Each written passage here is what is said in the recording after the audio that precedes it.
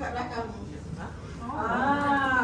So ada sebab kenapa dia di luar dan sekarang dia duduk di dalam. Okey. Okey, cuba tengok apa yang ada kat situ. So topik saya semua cerita kat situ. Oh ya? Oh yes! Okey, nombor 1 kita akan cerita tentang otak. Okey, so kita punya otak dominan. Okey, siapa ingat otak dominan masing-masing?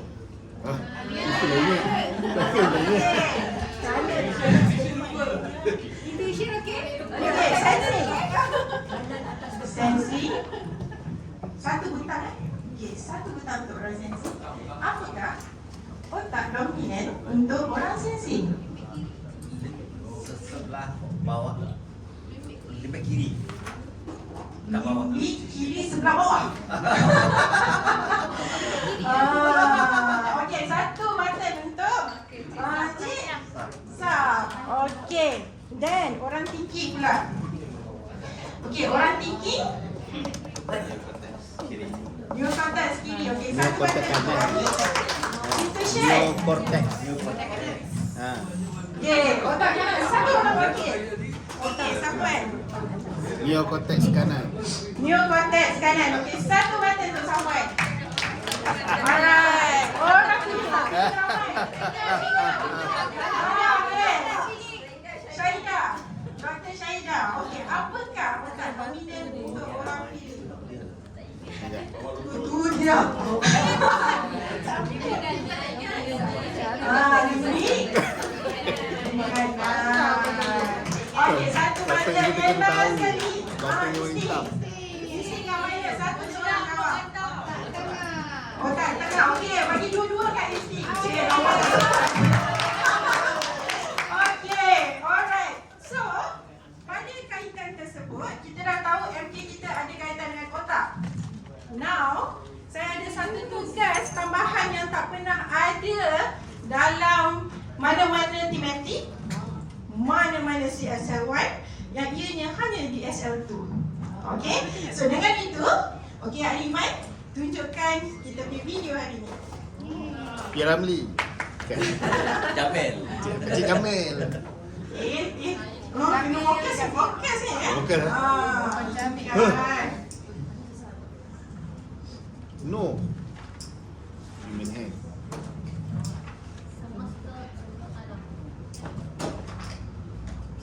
Kosmos.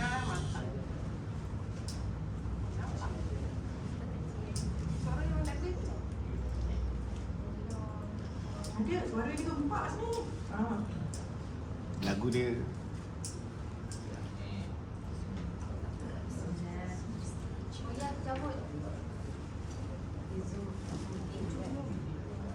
Mana pun bunyi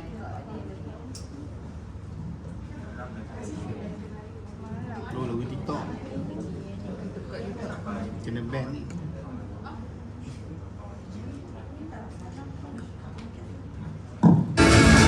Okey. Laukan.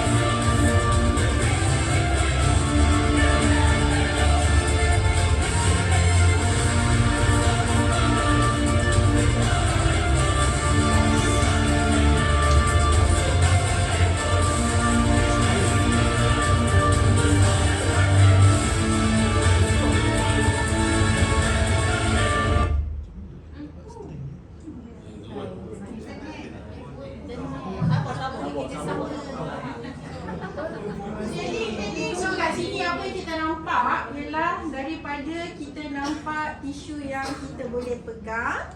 And then dia masuk kepada molekul-molekul yang lebih kecil,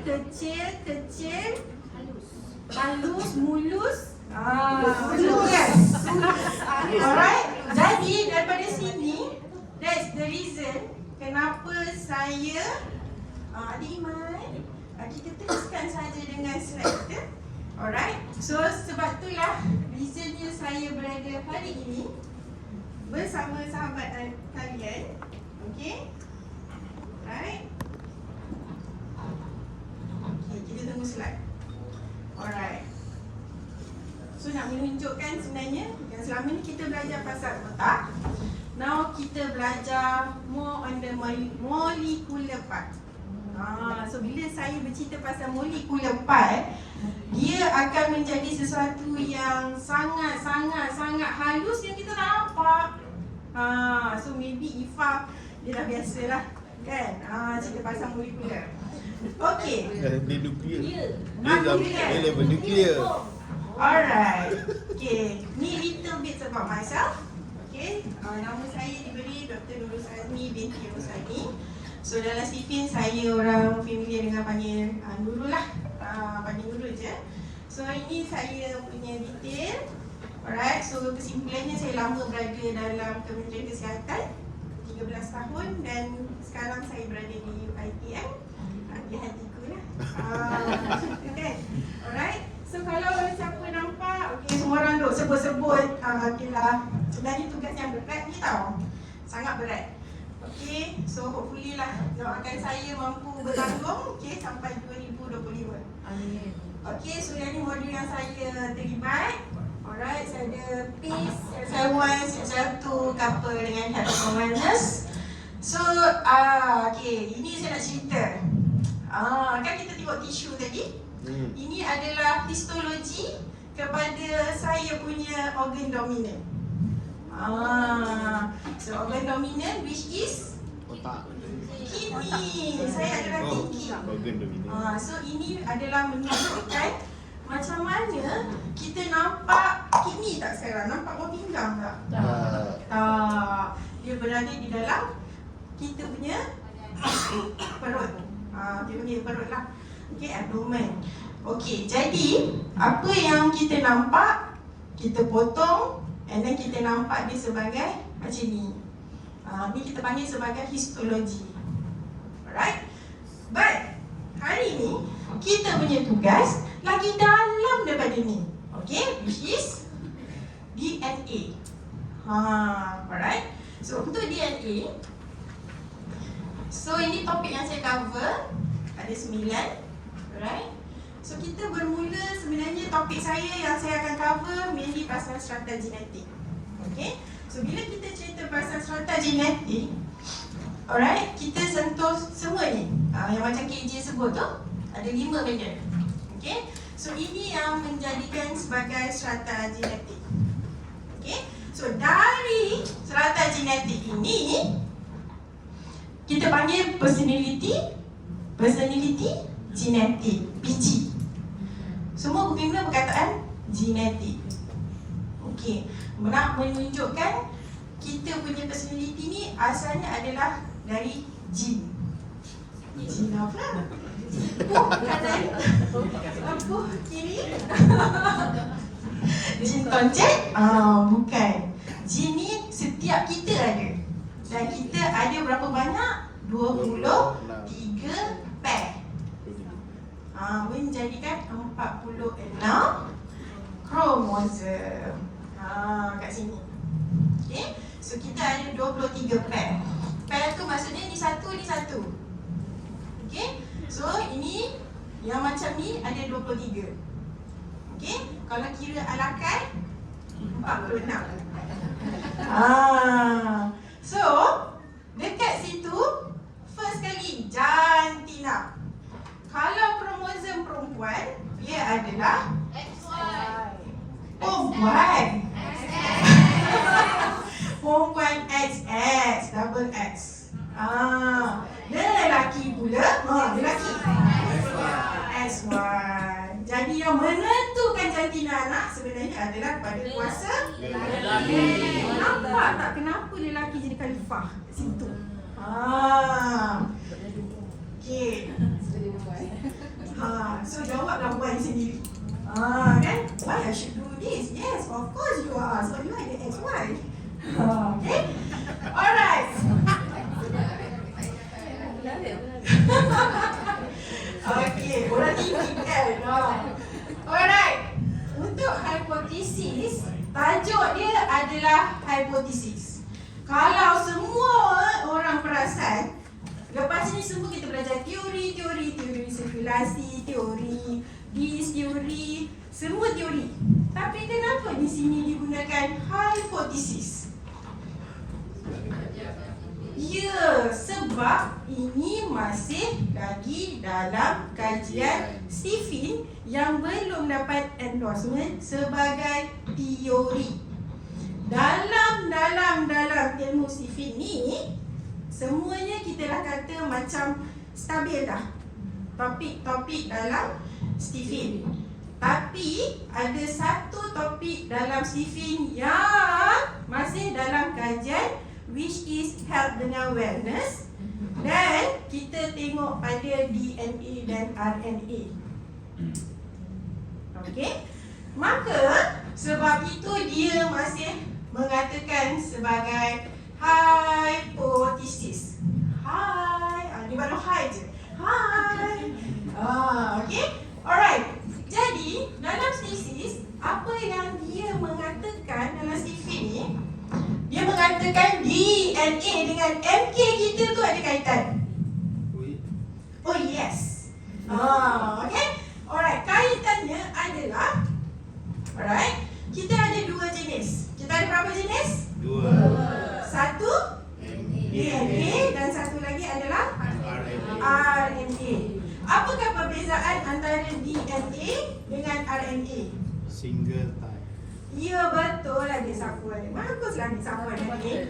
Button satu tak ada sapuan.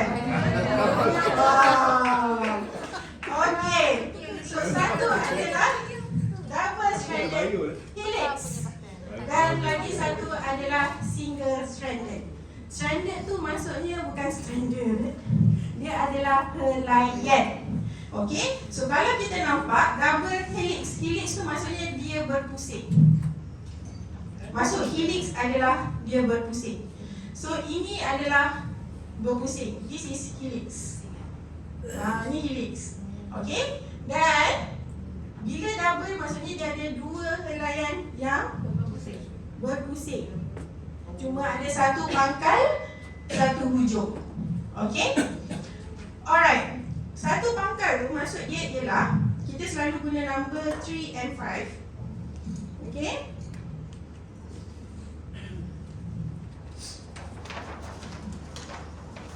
Okay. So kalau double helix dia macam ni. Dia bermula dengan 3, dia habis dengan 5. Itu just science, tak ada makna lain. Dia nak tunjukkan ni pangkal, ni hujung. Itu je. Okay. Lepas tu dia ada lagi satu. Mesti nak ambil warna-warna nyokong kan? Okay. So ini pula adalah 3, ni pangkal, ni hujung. Okey, itu cara susunan DNA. Manakala untuk RNA, kita ambil purple. Untuk RNA, dia sebenarnya free willy. Dia berada di mana-mana sahaja dalam tisu. Okey, sebab tujuan dia adalah bukan sebagai gene coding semata-mata, tapi dia adalah untuk protein production. Untuk menghasilkan DNA baru, sel baru, tisu baru. Okey? Jadi dia single but not available. Kan? Rasa tak orang mesti? Single but not available. Alright? Okey. So pada kat sini, kita tengok kat sini. Alright? Dia ada susunan. Susunan tu adalah, okey, nak ambil warna apa? Ambil ni. Dia berpasang berpasangan. Okey. Dia rapat-rapat lah kan. Ni saja supaya nampak lebih ni. Dia duduk berpasang-pasangan, yang mana kita ada purin dan pirimidin. Okey, tu nama dia lah. Saja dia orang letak buat pening pada kita nak ingat nama dia kan. So, dia punya partner ni tak berubah. Yang adenin ni mesti dengan timing. Maksudnya yang adenin ni mesti dengan timer. Okay, so guanin ni mesti dengan cytosine. So kalau dia terbalik T kat sini, dia punya partner mesti adenin balik. So kalau kat sini cytosine, so partner dia adalah guanin. Sampai sini faham tak? Faham. Okay, baguslah. Alright. Okay. Okay, kita nampak ni sama. Okay, now kita pergi dekat sini lah. Dekat sini, dia punya susunan, dia ada semua. Dia ada A, Dia ada T. dia ada G, guanin, dia ada C. dia tampal ke sini. Okay, tampal pun tampal lah.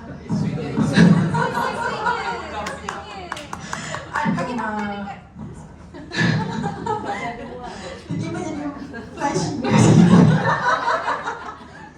Lama pula dia macam kan. Okey, terima kasih Retamin.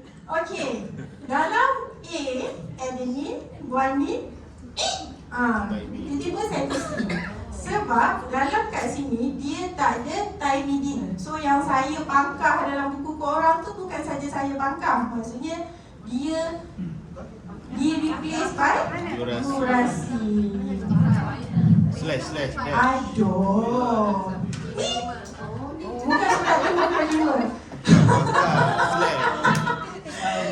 Okey, so pangkah bersebab. Maksudnya dalam DNA ada thymine, dalam RNA tak ada thymine, tapi dia diganti oleh uracil. Alright. Ingat tau, yang tak ada apa? Thymine. Yang tak ada apa? Thymine. Okey, bagus. Sebab tu yang banyak kali. Alright. Okey, so sampai sini settle Okey. Alright. Setiap individu memiliki mesin kecerdasan dan kepribadian yang tetap, personality genetik sebagai anugerah dari Tuhan sejak dahulu. Cara kerja punya saya, semua bermula dari otak. Okey? Oh, tiba-tiba sampai otak. Macam tak habis cerita ni. Saya terangkan slide tu. Hubungan MK dan DNA memiliki hubungan. Tak apa. Tapi dalam tu ada kan? Ada. Fill in the blank. Fill in the blank. Okey. Sinilah fill in the blanknya. Alright, dalam kajian CV menyatakan, okey, siapa orang feeling kat sini? Dalam kajian CV menghipotesiskan bahawa cytosine ni adalah lebih tinggi banding nukleotida yang lain. Ni untuk feeling. Cytosine. Okey. Sensing pula yang tinggi adalah adenin. Adenin. Okey. Untuk intuition, gangguan intuition. Yang tak ada dekat ni tadi kan? Thymine. Thymine tukar dengan uracil. Baguslah. Ingat. Ni uracil. Alright. So adalah timing. Okay, maksudnya ratio tu, ratio numbering tinggi pada setiap ni spesifik. Okay, manakala timing adalah untuk orang tinggi, untuk orang thinking adalah warning. So isi tempat kosong sudah siap? Sudah. Oh, bagus. Okay. Alright. So sampai dekat sini, inilah yang dikatakan sebagai hipotesis MK dengan DNA. Alright. So yang ini pula adalah insting. Alright, untuk Eurasia. Okay. Timing. Alright. So dalam DNA kita akan ada gene. Okay. So gene tu bayangkan macam ni. Dia ada satu frame. Ini adalah satu gene. Pump. Okay. Pump tu adalah susunan ni yang panggil sebagai kod ni adalah gene. Itu yang menyebabkan kita, saya dengan Ifah lain, saya dengan adik Munirah lain, saya dengan Hajar Rizal lain, sebab kod ni. Coding tersebut yang berbeza antara kita dengan orang lain. Okay? So dalam Stephen pula, dia bukan saja menyatakan pasal kod, tapi adalah bilangan. Yang ni kita panggil nukleotida, nukleotide. So nukleotide juga berbeza daripada kita satu MK kepada satu MK yang lain. So hipotesisnya menyatakan yang inilah spesifik lebih tinggi daripada satu sama lain. Sama MK? Tak, maksudnya dalam IFA intuition kan? Banyak timing. So IFA ada banyak timing banding orang lain, banding yang nukleotida lain, banding adenin, cytosine, guanin. Kalau untuk orang feeling dia banyak cytosine. Kalau sensing adalah adenin, kalau intuition adalah guanin, kalau thinking adalah guanin. So sampai situ clear? Clear. Tapi tak ni Bateri. Yang insting tu apa? Urasid. So dia tinggi urasid. Sempat. Dia buat apa? Air lah. Itulah, saya kan kurang berjodoh sikit dengan mikrofon tau. Boleh? Tak ada Jalan tak? Dia jalan tak? Malah dia imat jalan. Okey, jadi alright. So, boleh tanda dekat diri sendiri. So tanda dekat diri sendiri yang intuition tu masing-masing lah kan? Masing-masing punya tanda. Soalan ni. soalan. Ini based on RNA ke DNA ataupun Dua-dua. Bila dah campur tolak bahagi darat, dia jadi dia punya kesamarataan tu jadi macam tu. sebab dalam DNA kan dia compare kan, supposedly gene betul thinking ada banyak guanin, cytosine sama lah. Itu maksudnya kumulatif punya faktor. Cakap orang tinggi kan, kumulatif faktor. Number of DNA. Maksudnya dia kan guanin dekat RNA kita lebih banyak. Itu yang dihakutkan. Aku kena faham. So maksudnya tinggi kan, macam Fatin ada banding dengan Hajar Nurizan, diorang kira-kira. So untuk Fatin adalah lebih banyak guanin. Warning. Okay. Sebab Alright. dia pair kan. To pair. Supposedly sama lah Tapi kita jangan lupa kita ada yang free willy ni. RNA. Kita ada yang free willy ni tau. Kenapa dia, walaupun dia pair, saya faham maksud Fatin. Saya faham maksud Fatin. Tapi bayangkan sebelah tu dia ada di RNA. Setiap kita ada DNA dan RNA. So dia berterbangan di dalam sel. Dia bukan betul kan? Dia berenang di dalam sel. So dia ada free willy, dia double stranded tu. And then kita ada some, bila kita replicate tu, dia akan ada some changing kan setiap orang. So dalam Stephen dia kata the changing tu menyebabkan kita yang thinking ni ada high guanin banding dengan orang lain. Right? Boleh? Okay. Apa function Function siapa? Benda-benda ni. Benda-benda ni. Sampai awal. Dah depan sangat dia ni. Dah depan sangat. Ini kan efficient. Sabar ya, sabar. Sabar. Kan kita kan tengah belajar tadi. Kita kan tengah belajar genetik, personality genetik. Genetik dia depan sangat. Sinilah genetiknya. Kita nak bagi tahu. Lagi satu baca.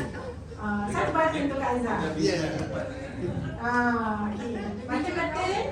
Button satu untuk Kak Azhar. Semua sabar pun dapat baca. Okay, so semua orang clear kenapa dia go deep into DNA tapi masih dalam kajian.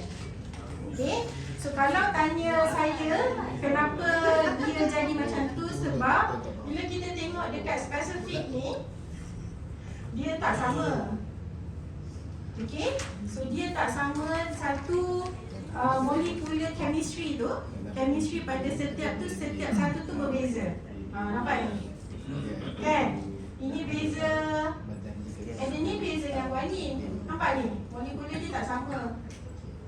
Kan? Molekul. Kan Ifah kan? Tak sama. Jadi dalam kajian itu yang menyebabkan dia tak sama. Itu yang menyebabkan kita punya personality genetik antara satu sama lain pun berbeza. Okay? Alright? Boleh? Boleh. Alhamdulillah. Okay. Alright. Sampai dia ni settle eh? Okay, now kita nak cerita pasal otak.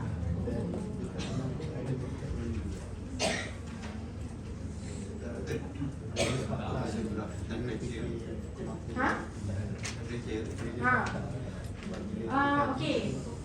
Sebab yang ini dia ada kaitan bonding ni dengan kita punya perbezaan tu. Kenapa dia jadi yang berdifference? Maksudnya satu sama lain tu tak sama kan?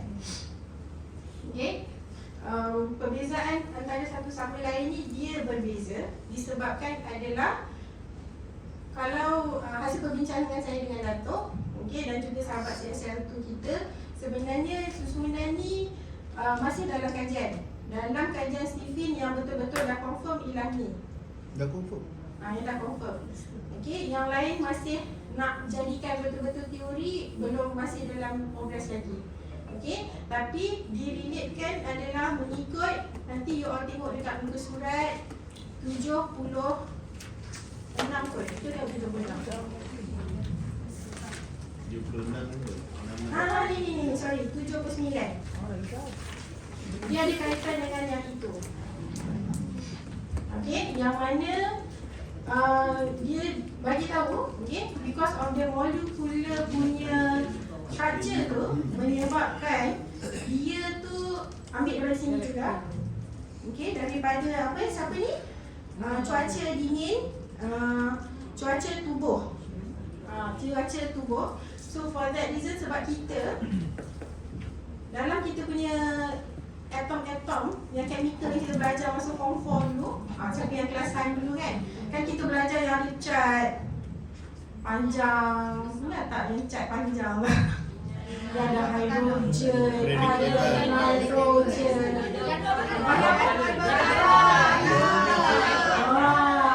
so yang itu kaitannya dengan ni, temperature ni. Okay, sebab macam saya dulu, saya pernah buat lab untuk saya punya lab masa saya sama belajar. So kita menggunakan hydrogen gas. Kan? Kita menggunakan hydrogen gas, dan hydrogen gas tu saya tak boleh pegang guna tangan. Sebab dia punya kesejukan adalah minus 80. Minus 80 untuk hydrogen gas. So dia kena guna besi balang kalau nak ambil yang dia punya gas tu. Okay? So for that reason, dia punya suhu tu akan kat sini lah. Sini yang paling dingin. Tu kan kalau tengok dingin. Lepas tu sini basah, sini kering, dan sini hot and spicy. Seperti orang feeling yang hot and spicy. Okay? Tambah sikit. Okay, so because of apa? Susunan yang ini. Susunan ni lah. Alright. Okay. So, antara kenapa menjadi saya terpanggil untuk join anatomy adalah sebab saya dapat melihat betapa hebatnya kekuasaan Allah dalam menciptakan kita daripada tisu yang kita nampak. Dan sebenarnya otak kita adalah sangat kompleks. So kalau untuk student saya, medical student kita belajar time second year. Dan selalunya student memang susah nak faham. Okay. Jadi ini adalah sebahagiannya. Alright. So sebahagian yang kita nampak, tapi dalam anatomy kita panggil neuroanatomy. Maksudnya neuro tu adalah saraf dan anatomy tu adalah structure. Okay, belajar structure saraf panggil neuroanatomy. Alright, jadi hari ni kita belajar tentang a bit detail pasal otak. Semua orang dah ready? Are you sure? Semua orang dah ready? Sebab pasal otak ni dia kena seru kan? Alright. Okay, yang ni awak semua dah pandai, dah jawab dah tadi dengan cemerlang, dah dapat pembatan kan?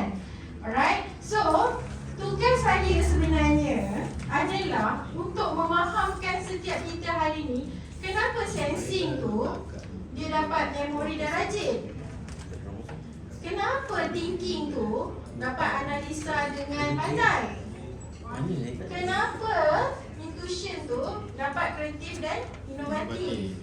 Kenapa feeling ni dapat emosi dan hubungan. Dan insting ni kenapa dia naluri dan semua boleh. Dan juga menjawab semua yang ada kat sini. Ni. Kalau sensing, kenapa dia kena buktikan? Kenapa dia kena rajin? Kenapa dia rajin? Kan? Kenapa dia nak semua bukti pasti, dan vision, ingatan kuat? Kenapa orang lain tak ada ingatan kuat? Saya challenge betul orang sensing buat ni. Ingatan kuat kan? Nak hafal Quran pun kita macam apa macam tu kan? Alright. Orang thinking pula. Mana thinking? Mai jawab sini. Orang thinking, orang sensing saya sebab saya susah tak tanya orang sensing. Saya tanya orang thinking. Sebab orang thinking kan pandai. Kenapa orang thinking ni dia adalah logik, retinal, kurang peka, dingin, jaga jarak, belaga.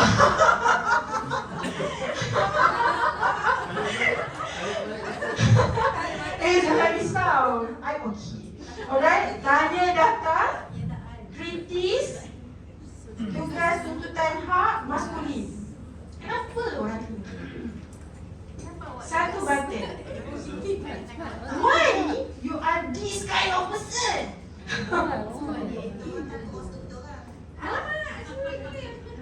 Kenapa?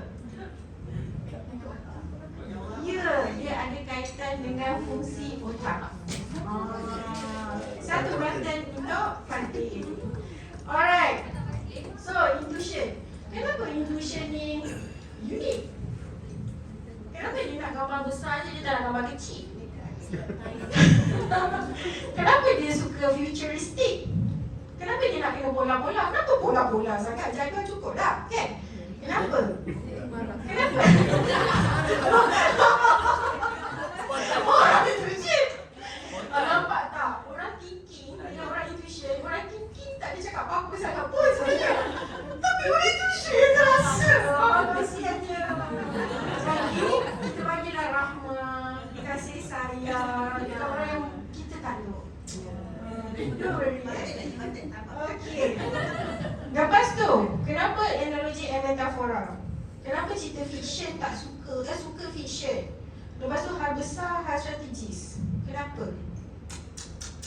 Sebab time ni sebab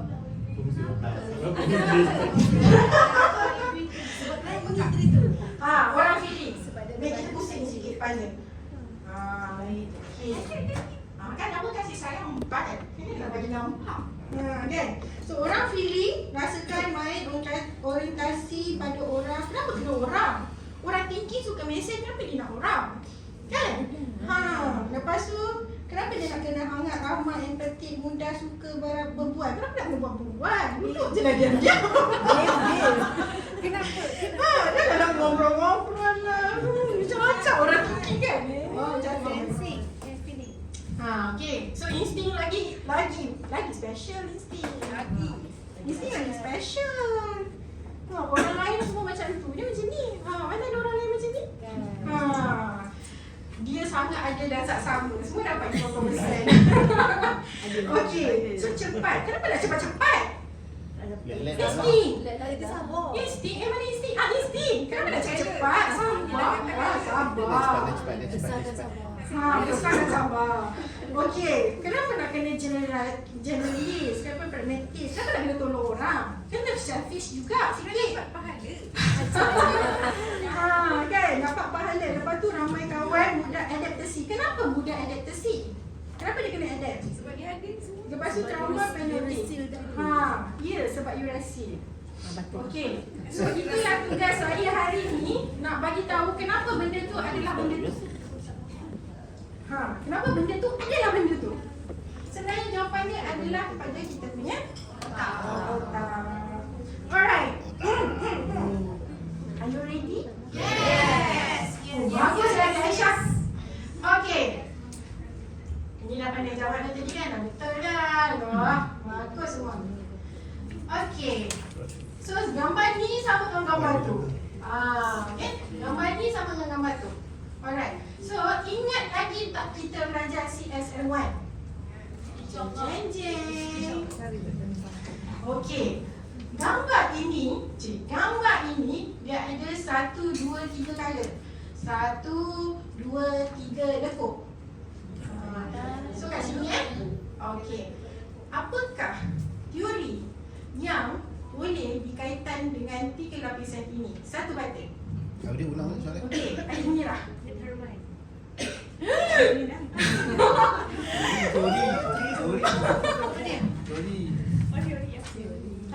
Teori. Ini ada 3 warna.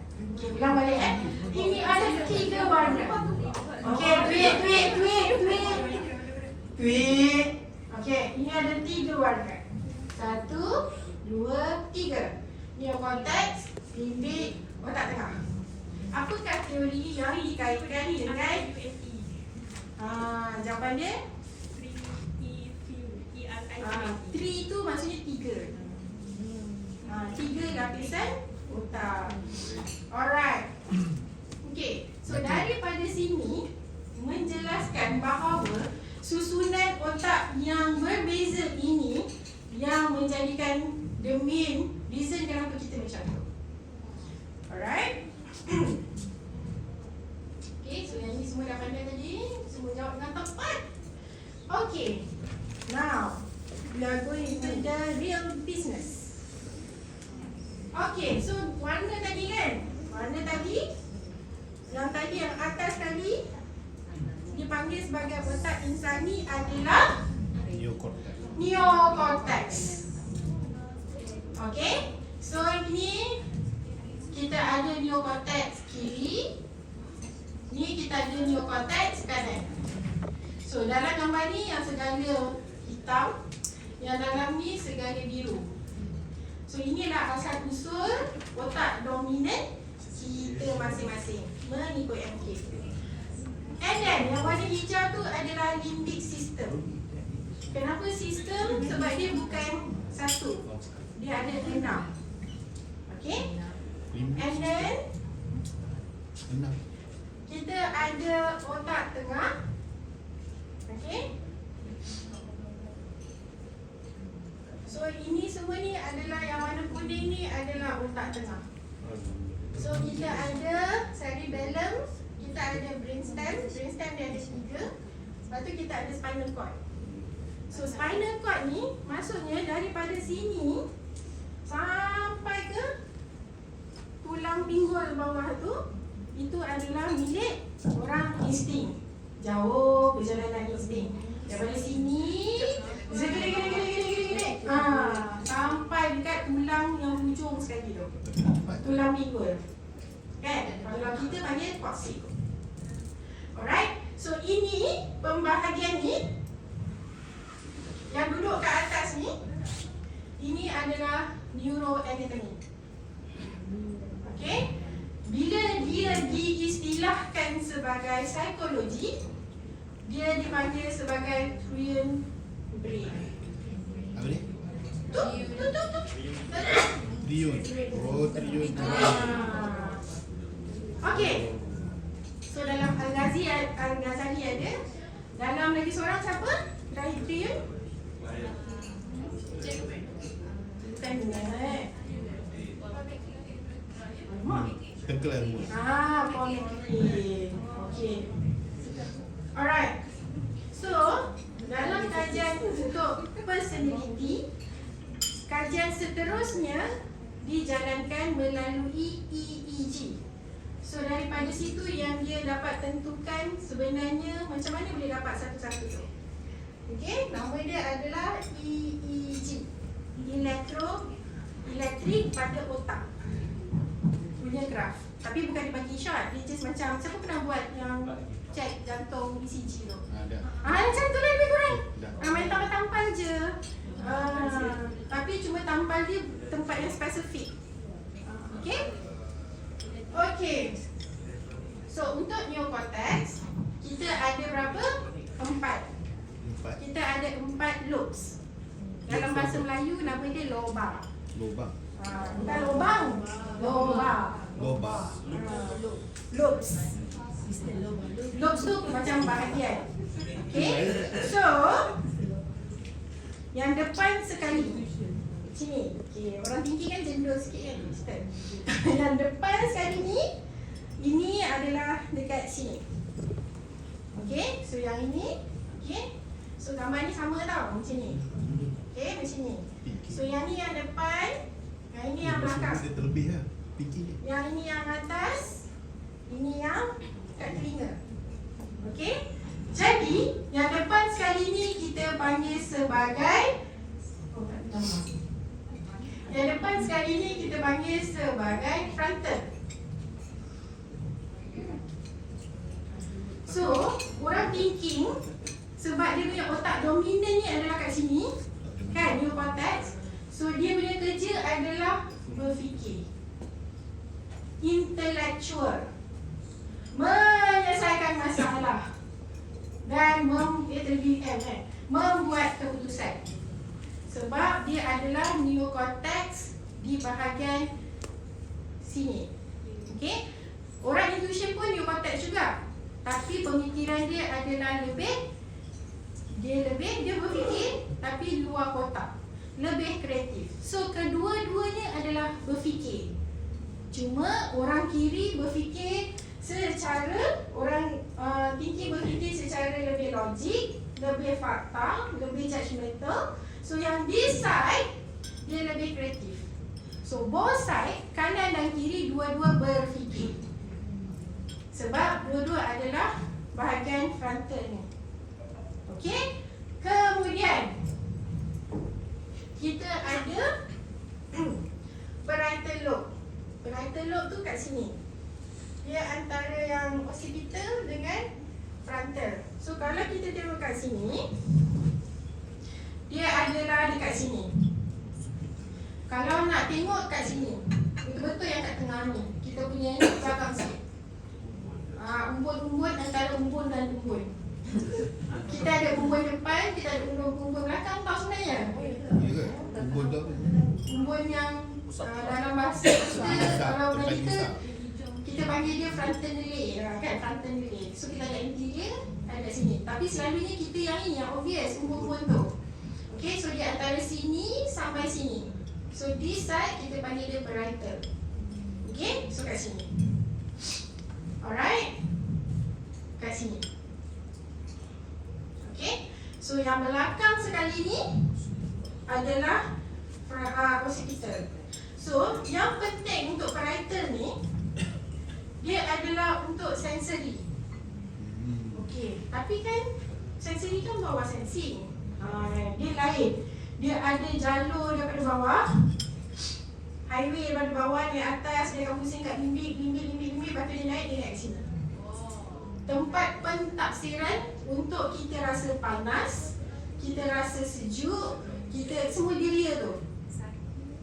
Kita menginterpret bau tu kecuali penglihatan.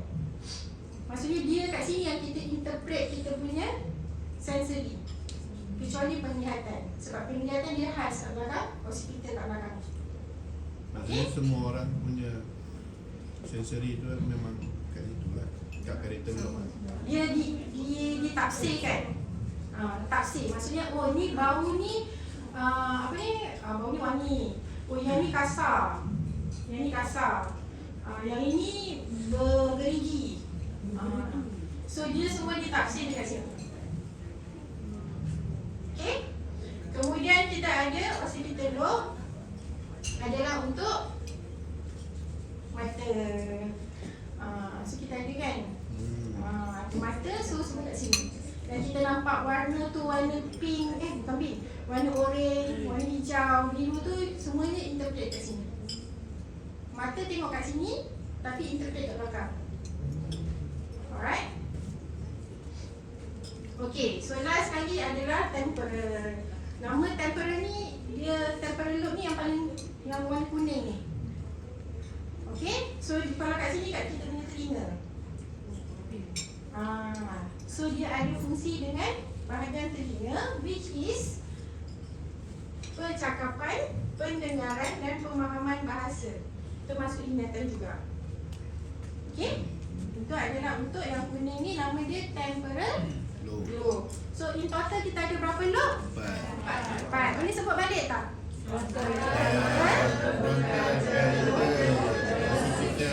Alright, bagus. Alright, so itu kita nampak dari sisi sini. Okay, tapi kalau kita potong sebelah sini, dia nampak macam mana? Dia nampak macam ni. Okay, so kalau yang itu yang kita nampak kat sini sejibit lah. Kat sini. So neocortex kat sini, limbik ni kat sini.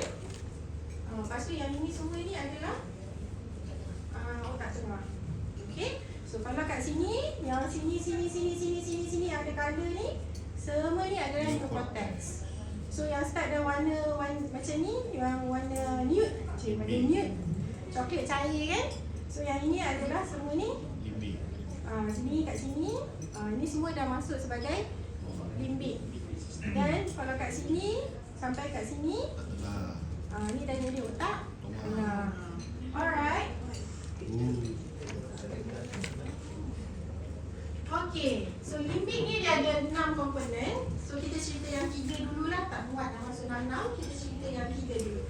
So kita ada nama dia cingulate gyrus. Ni warna hijau.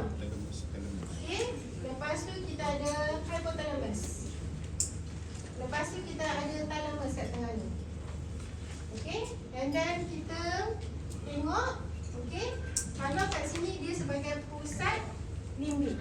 Maksudnya daripada kita punya bahagian otak yang kat bawah ni, daripada kita rasa, kita sentuh macam-macam tu, so dia naik atas, then dia interpret dekat thalamus, lepas tu dia pusing, lepas tu dia pusing, lepas tu baru dia naik atas.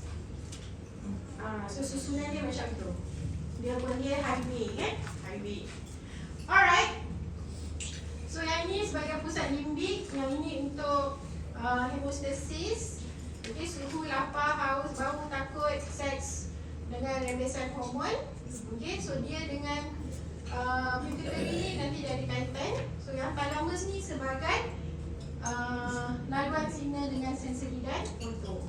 So maksudnya daripada apa yang kita rasa, kita lalu dekat sini, dan kita lalu kat sini, lepas tu dia naik atas, lepas tu dia pusing, dia naik kat sini, kat limbik ni, lepas tu baru dia naik atas, baru dia naik kat neocortex. Okay, alright. Dan kita ada hippocampus. Kenapa nama dia hippocampus? Sebab ekor dia macam kuda laut. Sebab kalau dekat dulu panggil apex kan, binatangnya apex. Hippocampus kan dia satu binatang legend lah.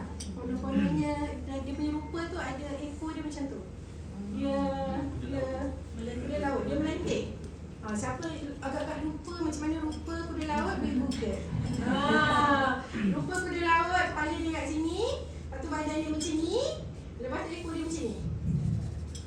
Sebab ekor dia macam ni lah, so dia panggil nama hippocampus. Ni.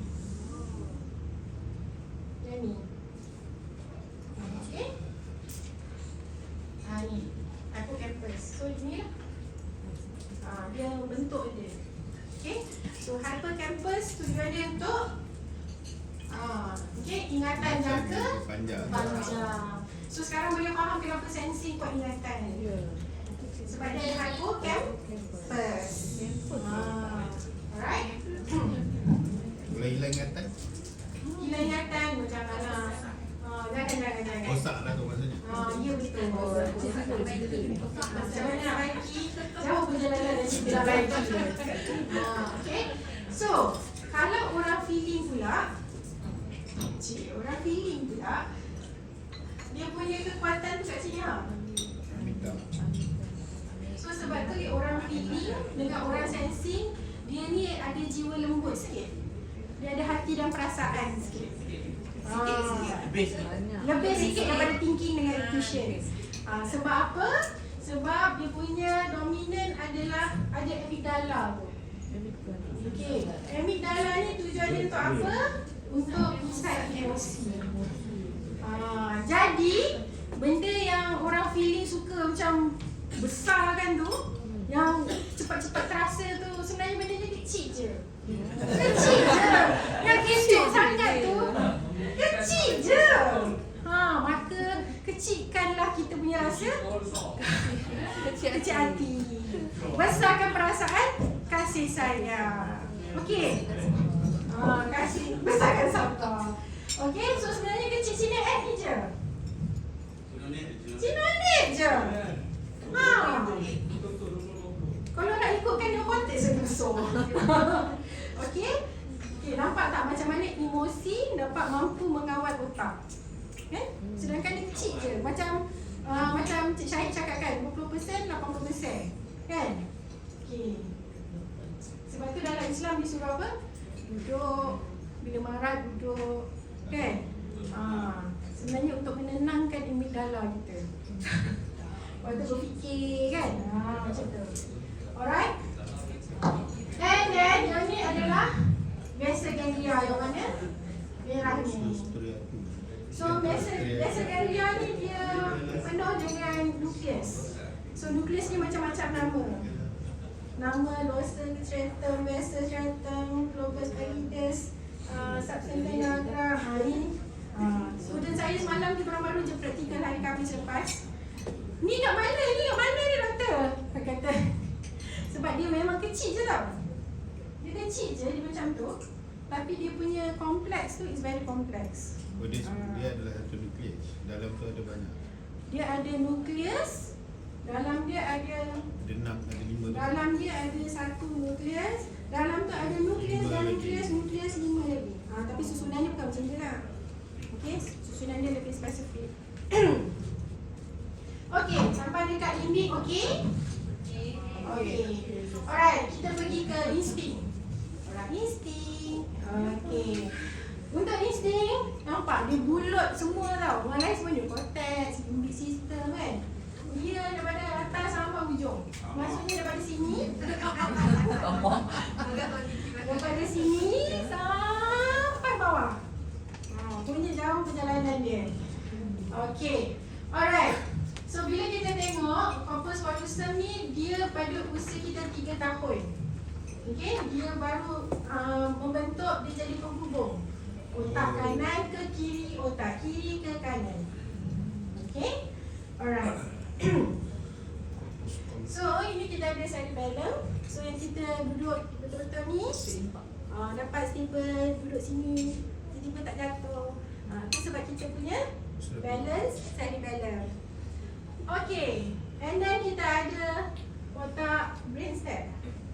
Okay, so dia ni jadi tol sebab dia duduk tengah-tengah. Orang nak naik ke atas kena lalu dia, kan? Orang daripada bawah kita rasa sensori naik atas lalu dia. Daripada atas nak interpret bau wangi turun bawah balik, ikut dia. So dia jadi tol. Tol yang tidak berbayar. Tol je. Okay? Baik, free tu. Tu free kan? Free. So sekarang kita faham kenapa kan? Semua nak bagi kan? Alright. And then kita ada spinal cord. Last sekali reflex. Sebab tu dia nak cepat. Semua nak spontan kan? Rupanya sebab spinal cord ni adalah mengatur pergerakan secara refleks dan juga spontaneous. Okay. Boleh? Sampai sini okey? Okay. Alright. Maka dengan itu berlakulah pemetaan otak yang kita panggil sebagai neuroanatomy. Apa maksud dia? Okey, setiap kita punya otak ni, okey, setiap bahagian otak kita ni, okey, kita ni ada setiap satu tu dia telah map. Okey, so ini adalah otak sebelah kanan, ini adalah otak sebelah kiri. Okey. Maka telah berlaku pemetaan yang dia kata tempat nombor 1 dekat sini. Dekat sini sebelah kiri. Dia lain tau. Kiri dengan tu dia ada a bit different. Okay. So kat sini jadi intellectual thinking dekat depan ni. Okay. So bila kita tengok yang kat sini belakang sikit, dia dah jadi motor function area. So itu adalah neuroanatomy. Maksudnya secara detail satu tempat, satu spot, semua tu fungsi yang berbeza. So kalau tengok kat sini ada yang secara detail. Okay. So bila kita tengok nombor 1 frontal. So kat sini dia jadi dia pecahkan lagi tau. So dekat parietal tu pun dia pecahkan lagi. So itu simple cara yang kita orang belajar lah, yang lagi detail. Tapi yang tu tak payahlah kita cerita kat sini. Okay. Alright. Okay, so yang itu dipanggil sebagai neuroanatomy. Right. Okay, so sekarang ni macam mana daripada yang kita belajar pasal anatomy tadi, daripada genetik, lepas tu kita dah belajar otak, dan sekarang kita panggil dia sebagai neuroscience of personality. Okay, macam mana daripada otak ni dia boleh menggambarkan sebenarnya personality kita adalah berdasarkan otak dominan kita, cara dia berfikir. Alright? Okay. So yang ini, untuk kajian ini dilakukan oleh kajian barat, okay, melalui EEG. Okay, tadi saya sebut EEG kan? Okay. So, inilah mind mapping yang telah dilakukan oleh Dr. Dario Nardi. Okay. So far dia je yang mampu nak buat macam ni. So bila kita tengok, okay, so ini adalah otak sebelah kanan, ini adalah otak sebelah kiri. Okay. So dari apa yang dia buat daripada EEG tu, so yang ini kalau tengok kat dia, boleh warna juga kan? So yang warna pink tu adalah untuk motor, untuk yang ni adalah sensory, dan ni adalah untuk visual. Okay. So dia punya kajian ni, so dia tengok bila dia bagi stimulus, bahagian otak mana yang jadi tinggi pada orang seseorang. Maksudnya kalau dia buat dekat contoh orang intuition, kan, tiba-tiba intuition dapat menggambarkan something, so dekat bahagian itu yang activated, yang wave dia besar. So bila wave dia besar, kat situlah yang dia kata, oh yang ini adalah personality tersebut dan tersebut. Ini melalui kajian dia, tapi dia relate dengan MBTI. Dia kuat dengan MBTI lah, so dia ambil MBTI dia sebagai frame untuk kajian dia. Alright. So dia telah mapkan lebih kurang sama je dengan anatomy, neuroanatomy tu. Sejipan rupanya penemuan dia. Dan daripada situ bila kita tengok kat sini adalah ni threat process, concept, metaphor. Ni otak kanan Okay, otak kanan neocortex. So kat sini pula planning. Okay, notice error. Saya korang fikir suka tengok salah tu kan? Ni notice error. Jangan salahkan orang tinggi kan? Cuma orang tinggi kena kontrol sikit. Kontrol cari salah orang. Cari salah sendiri tak apa. Okay? Okay, work efficiently. Baru kita faham kenapa orang tinggi work efficiently. Okay? Intuition pula metafor tadi lah. Okay. Then bila kita tengok kat sini, okay, dia mappingkan kat sini adalah move step wise. Ni dah masuk sensing.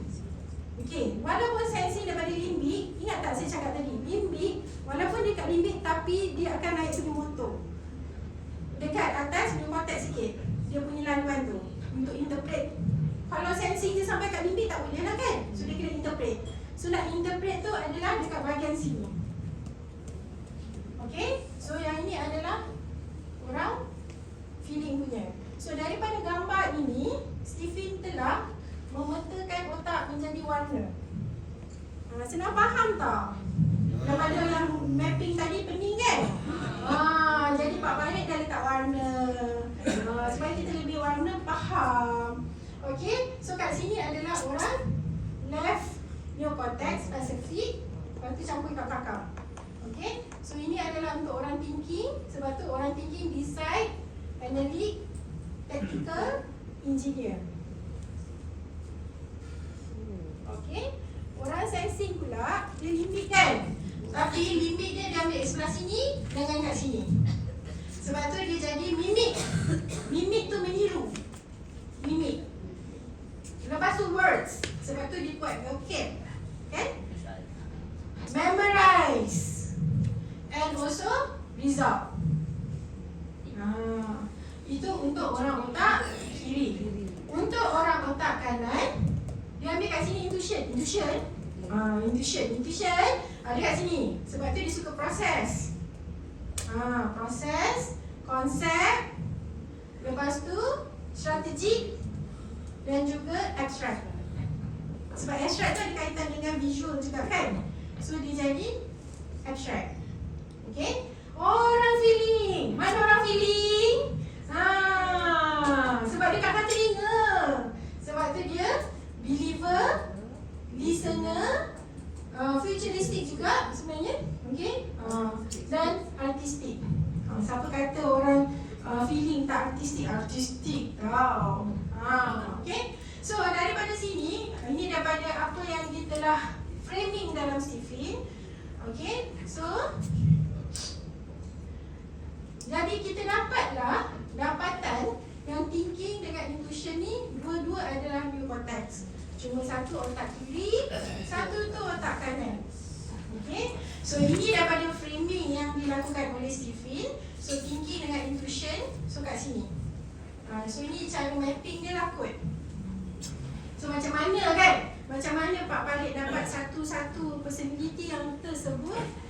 Ni orang feeling ni yang boleh buat ni. Kalau orang thinking kan? Okay. So untuk intuition pula adalah kreatif dan inovatif. Alright. So ini pula kita punya chemistry. Orang thinking adalah actor. Sebab kedudukan dia adalah neocortex. Orang Datuk selalu cakap orang thinking ni orang have. Dia pass. Ada kelas gitu. Orang intuition kata. Sebab dia adalah orang yang futuristic. Dan dia punya kata-kata tu penuh cepat. Tersirat. Tersirat. Sampai orang feeling button satu. Boleh. Okay, satu button untuk Ifah. Okay. Alright. So, mana orang sensing? Sensing. Adik? Adik sensing. Adik Mira. So, sebab tu orang sensing ni dia kekuatan dia adalah 5 sense. Okay, sebab dia lalu daripada limbik, lepas tu dia interpret dekat bahagian sensory. So, kena rajin. Dia bukan kena, dia memang rajin. kan? Alright, lepas tu harta.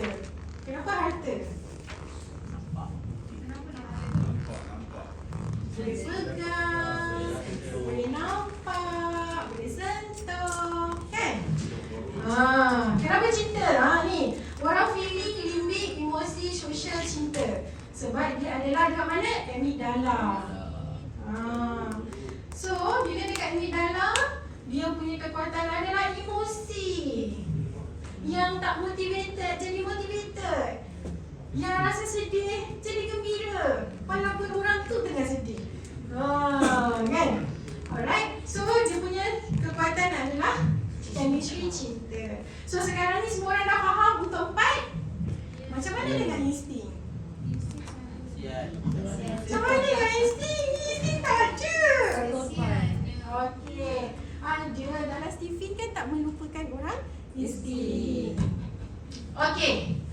Insting ni kan, ni kena pay attention tau sebab dia lain sikit. Dia special. Okey. Kalau insting ni, hello.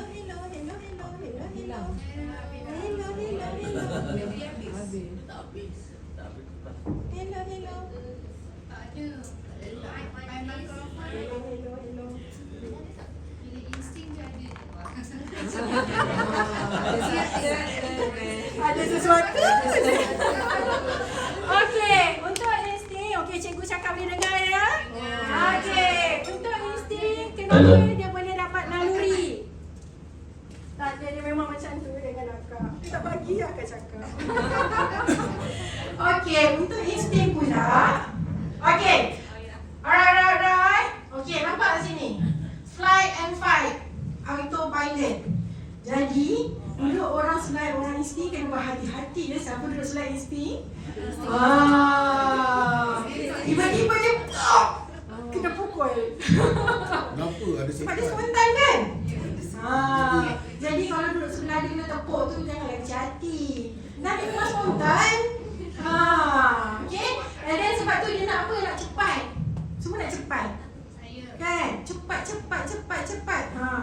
Okay? And then sebab tu dia juga adalah spontan dan refleks. Okay. Ini kita belajar tau dulu-dulu. Ingat tak kita belajar dulu-dulu? Ingat tak? Ada apa? Ada panas. Ouch. Itu adalah refleks. Maksudnya kita tak perlu berfikir. Orang insting ni, okey. Orang lain, kita yang 4MK ni, semua lalu tau. Semua lalu neocortex. Dia tak payah lalu pun. Dia sampai sini je dia dah settle. Dia tak payah guna pun neocortex tu. So dia lalu ke tak sebenarnya? Dia tak lalu. Memang tak lalu. Dia tak lalu. Bypass. Dia lalu situ je. Sebab dia adalah refleks. So dalam EEG tu memang tak ada. Sebab tu lah Dr. Nadia tidak dapat memetikannya. Nampak tak tadi? Sebab dia tak lalu. I see. Mana dia? Tengah je lah. Tengah. Otak kosong. Sebab tu lah diorang tidak mengiktiraf orang insting di sana. Sian. So nasib baik kita belajar Stephen. Sebab tu dalam kajian Stephen kan dia tunjuk orang insting kalau dia nak dapat critical thinking tu dia memang perlu bantuan. Critical thinking. Maksudnya nak kena buat decision. Sebab tu dia guna naluri. Diorang buat keputusan bukan guna otak neocortex diorang. Diorang guna naluri. Jangan tanya macam mana, kena tanya orang insting. Kalau tanya akak orang tinggi. Dia punya penceritaan tu tak sampai. Okey. So sampai kat situ boleh faham kenapa? Okey, sampai sini boleh faham kenapa? Jadi kalau kita nak buat tugasan yang memerlukan critical thinking, kena fikir macam tu, janganlah bagi orang insting. Kena buat bersama-sama. Jangan cakap dengan dia, kau ni buat PhD Farah, akan itu pun tak boleh fikir. Memang dia tak boleh fikir. Sebab dia insting. So dia kena cari macam mana nak buat ni, tricks kan. Boleh tak tolong bantu